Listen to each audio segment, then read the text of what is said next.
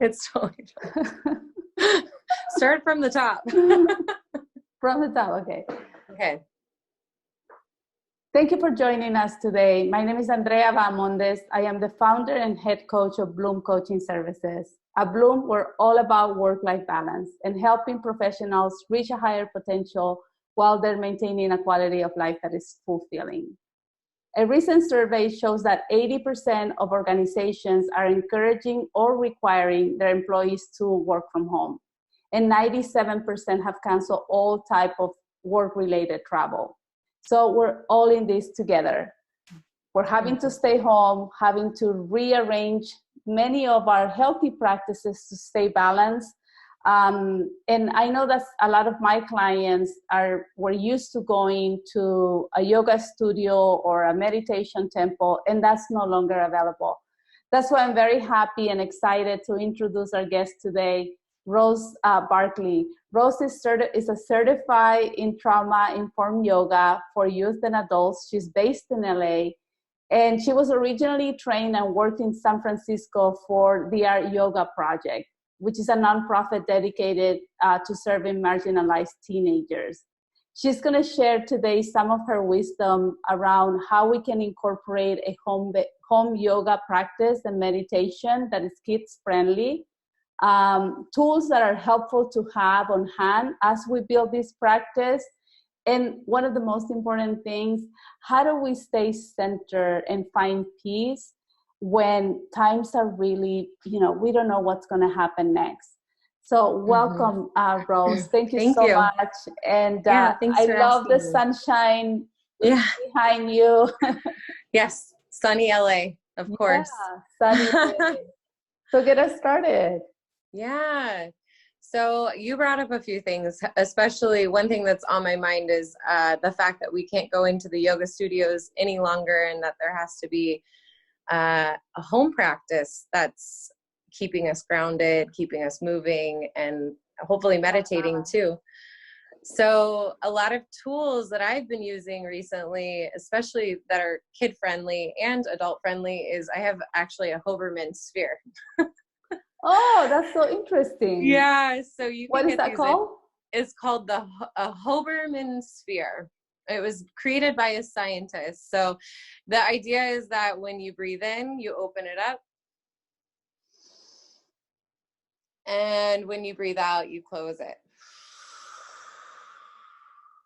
Wow. And this was a tool that I used a lot in the school-based programs that a lot of the kids that I worked with are familiar with. Oh, I'm sure that's going to be sold out soon. On Amazon. Yeah, I also have a glitter meditation bottle for anyone that's struggling with meditating and staying in stillness. If you don't want to use a timer, you can actually create these on your own using glue, Elmer's glue, water, and glitter. It's 2 parts water, 1 part glue, and glitter. So that's easy to access. Do you use it like a sun? Yeah, so you shake it up like this, which is kind of a nice action. Any sort of shaking is really good for stimulating the body, especially when we're really stagnant. And you would want to put it on a flat surface in front of your eyes and focus here with your hands. You can repeat a mantra, pressing into the index finger and thumb. I am so calm, could be 1. So you go from index finger to middle finger to ring finger to pinky finger. And as you're doing that, you're repeating the mantra, I am so, whatever you would like. I am calm. I am so creative. And the idea is that you're repeating this mantra. And as you're doing that, it's actually calming the parasympathetic system down, which is where we want to try to head into when we're coming into meditation. Wow, that is so practical. Many of the questions that I have for beginners is, how do I get started with a meditation practice? What do you recommend for somebody that has never done this before and is really having the need to find that balance? Yeah, I think starting simple with a mantra can be really helpful. Repetition helps our mind start to focus and hone in, tuning out the sounds of, the rumination thoughts or the spinning out of control when you're in anxiety, or, thinking about the to-do list or what I need to, clean, get done, and just allowing that space to just be. And repetition is huge, especially in the trauma-informed community. We're using a lot of that, as well as, nice like visuals.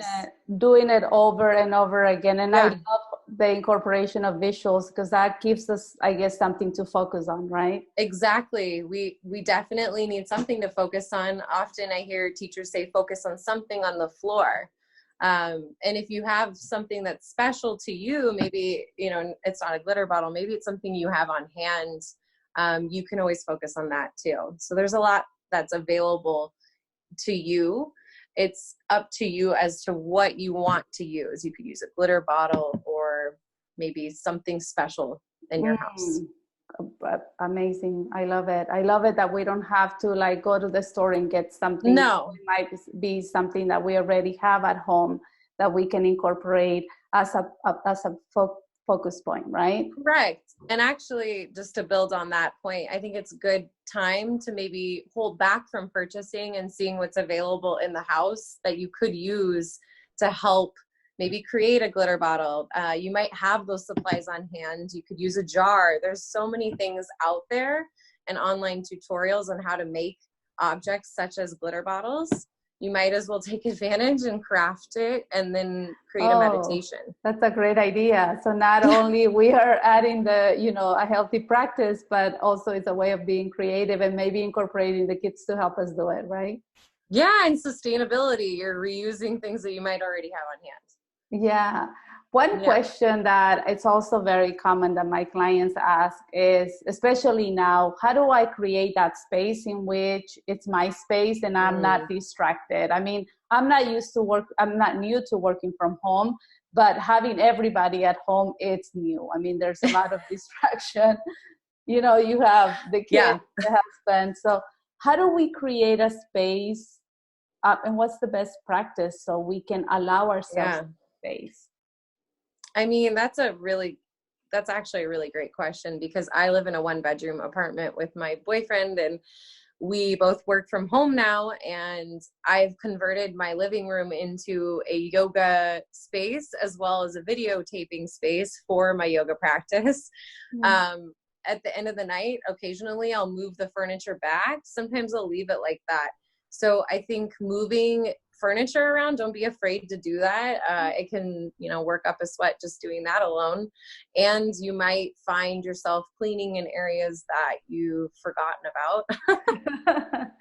But really just finding your own section of a house or outdoors, if you have a yard, or if you have something that you can access to create a shrine, maybe a flower you picked outside or something that reminds you of beauty and grace and peace.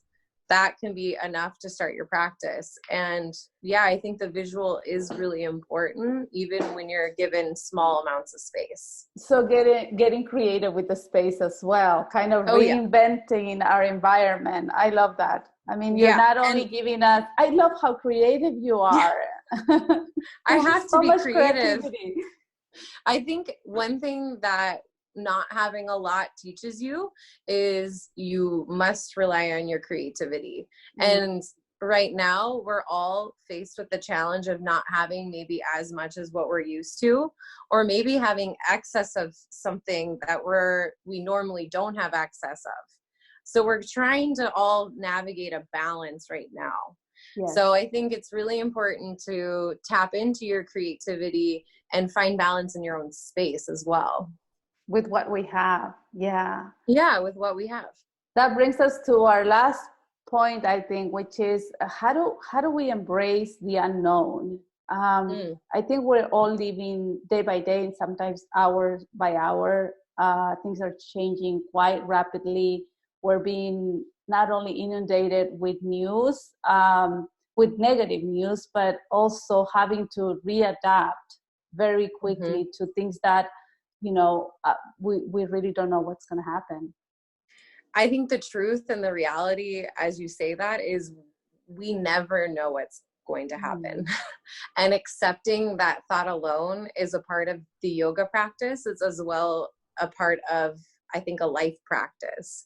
Accepting the unknown and really feeling into that. It's okay. It's okay to maybe be confused or to feel angry or upset. And I think it's also important to acknowledge those feelings that come up and know that you do have the ability to control your own breath, maybe control your own movements. And that's going to give you permission to trust yourself to be in the unknown.